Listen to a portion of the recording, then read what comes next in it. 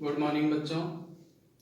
अपनी कक्षा 12 राजनीति विज्ञान में जो राजनीतिक संस्कृति का अध्याय अपने चल रहा था, आज इसमें अपन पढ़ेंगे राजनीतिक संस्कृति के घटक, या हम बोल सकते हैं राजनीतिक संस्कृति के अंग।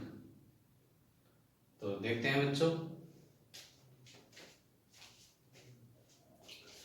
राजनीतिक संस्कृति के जो घटक हैं वो दो हैं। पहला है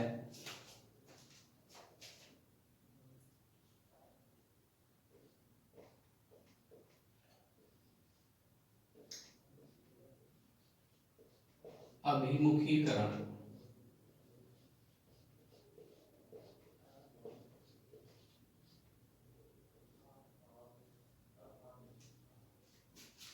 और दूसरा है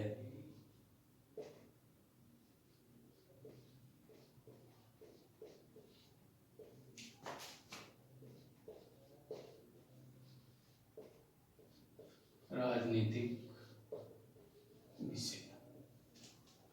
ये दो घटक हैं राजनीतिक संस्कृति के, ये दो घटक हैं, राजनीतिक अभिमुखीकरण और राजनीतिक विषय। तो पहले अभिमुखीकरण के बारे में अपन अध्ययन करते हैं। अभिमुखीकरण का शाब्दिक अर्थ होता है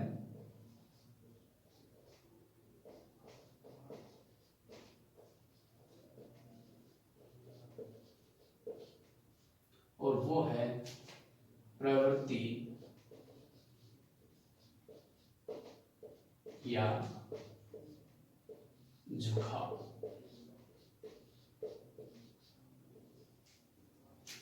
ये अभिमुखीकरण के बारे में अपन अध्ययन कर रहे हैं। इसका शाब्दिक अर्थ प्रवृत्ति या झुकाव होता है कि हमारी कैसी प्रवृत्ति है, कैसा झुकाव है, वो अभिमुखीकरण होता है। अब आमंड और पावेल ने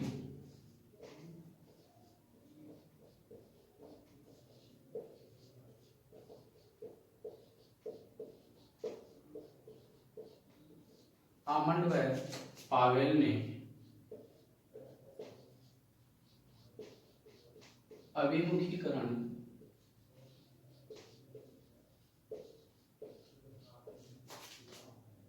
के तीन घटक, या हम बोल सकते हैं अंग, या हम बोल सकते हैं प्रवर्त्य,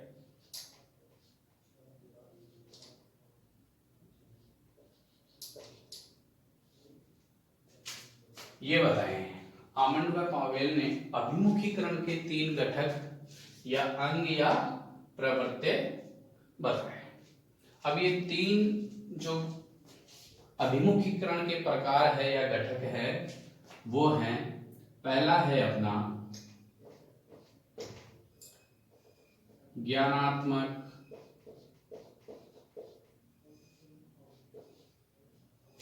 अभिमुखीकरण,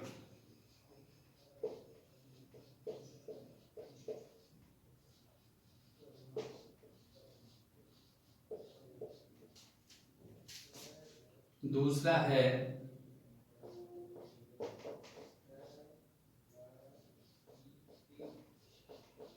भावात्मक अभिमुखीकरण, तीसरा है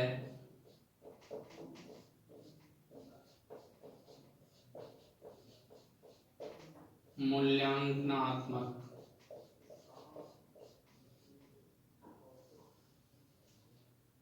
अभिमुखीकरण। देखो बच्चों,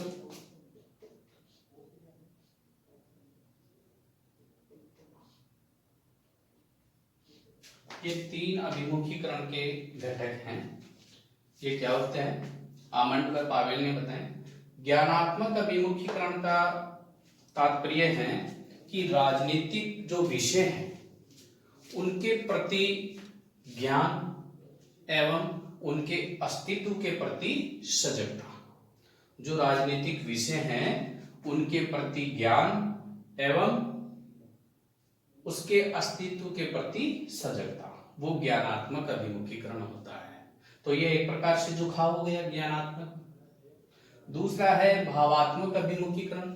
तो भावात्मक अभिमुखीकरण में भी यही होता है कि इन विषयों के प्रति, विषय कौन से, वो राजनीतिक विषय, इन राजनीतिक विषयों के प्रति व्यक्ति के मन में पैदा होने वाले भावावेग या अनुभूतियां, ये भावात्मक अभिमुखीकरण में आता है। फिर आगे है मूल्यांकनात्मक अभिमुखीकरण। मूल्यांकनात्मक अभिमुखीकरण में आता है कि उन विषय, कौन से विषय, वो ही राजनीतिक विषय, राजनीतिक विषयों के प्रति व्यक्ति का उचित एवं अनुचित या शुभ या अशुभ का ज्ञान, ये मूल्यांकनात्मक अभिमुखीकरण में आता है कि क्या उचित है, क्या अनुचित है, क्या या अर्थात क्या शुभ है या क्या अशुभ है, उसके बारे में मूल्यांकन करना, ये मूल्यांकनात्मक अभिमुखीकरण है। तो इसका सीधी सी बात समझ में आई अपने कि राजनीतिक विषयों के प्रति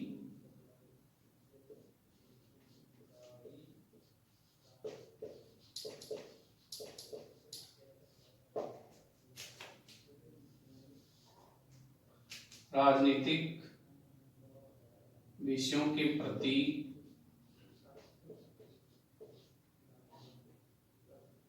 ज्ञान एवं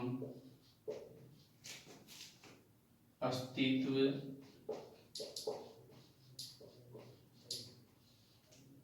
हेतु सजगता, ये ज्ञानात्मक अभिमुखीकरण में आता है। भावात्मक में मैंने बता ही दिया कि उन्हीं विषयों के, जो राजनीतिक विषय हैं, इन विषयों के प्रति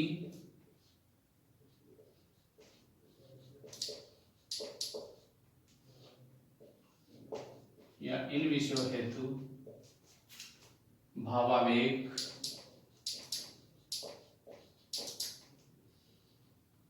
व अनुभूतियां,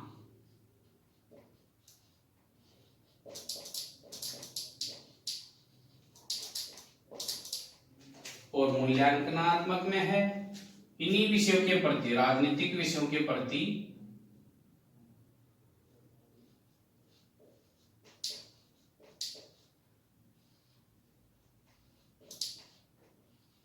उचित अनुचित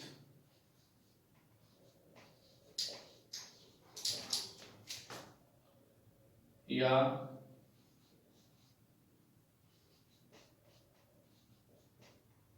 शुभ अशुभ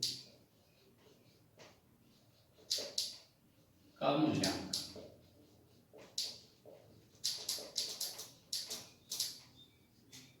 ये इस प्रकार से अभिमुखीकरण के 3 घटक हैं। अब आगे आता है राजनीतिक विषय। तो राजनीतिक विषयों के बारे में अपन अध्ययन करते हैं।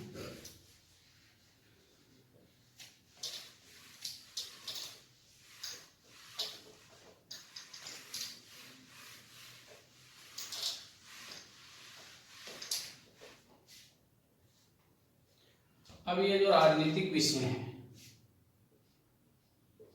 इनका अपन अध्ययन करेंगे। राजनीतिक विषय में क्या चीज शामिल है? तो राजनीतिक विषय में 4 प्रकार के विषय शामिल है। राजनीतिक विषय में 4 प्रकार के विषय।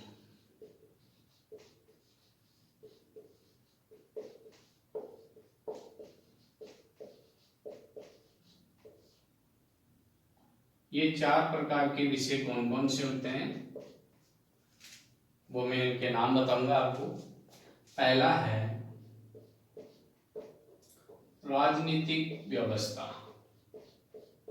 इस विषय में हम राजनीतिक व्यवस्था से संबंधित अध्ययन करते हैं।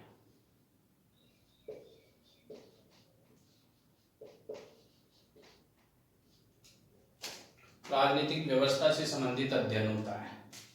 दूसरा है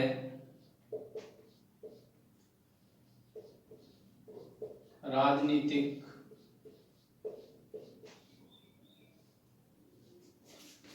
संरचना, स्ट्रक्चर, राजनीति की संरचना कैसे बनी। तीसरा है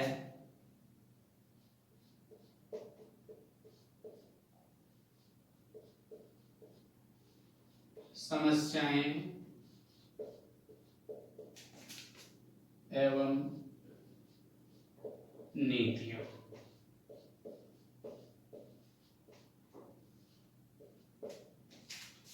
और चौथा है राजनीतिक